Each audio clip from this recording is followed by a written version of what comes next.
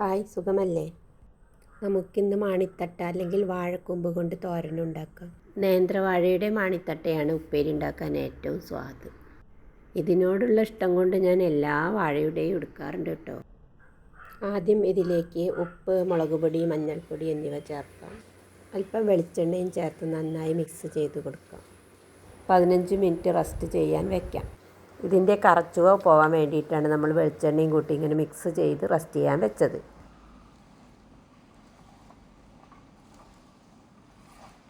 നാളികേരം, കുഞ്ഞുള്ളി, വെളുത്തുള്ളി, പച്ചമുളക് ചതച്ച് വയ്ക്കാം. ഒരു പാൻ അടുപ്പത്ത് വെച്ച് വെളിച്ചെണ്ണ ഒഴിച്ച് കൊടുക്കാം. ഇതിലേക്ക് കടുകിട്ട് പൊട്ടി വരുമ്പോൾ സവാള അരിഞ്ഞതും ചേർത്ത് മൂപ്പിച്ചെടുക്കാം. ഫസ്റ്റ് മിക്സിലേക്ക് ചേർക്കാനും വറവിടുന്നതിനും വേണ്ടി 1 ടേബിൾ സ്പൂണോളം വെളിച്ചെണ്ണ എനിക്ക് എടുക്കേണ്ടി വന്നിട്ടുണ്ട്.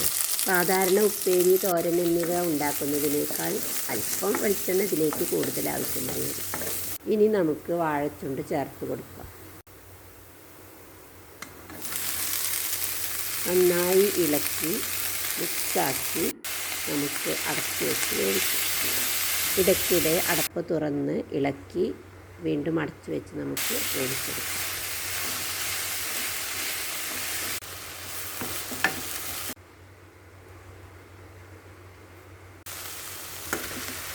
നാളികേരം ചതച്ച മിക്സ് ചേർത്ത് നന്നായി ഇളക്കി വേവിക്കും. സ്വാദിഷ്ടവും പോഷകസമൃദ്ധവുമായ വാഴക്കൂമ്പ് തോരൻ ഇവിടെ തയ്യാറായി കഴിഞ്ഞു.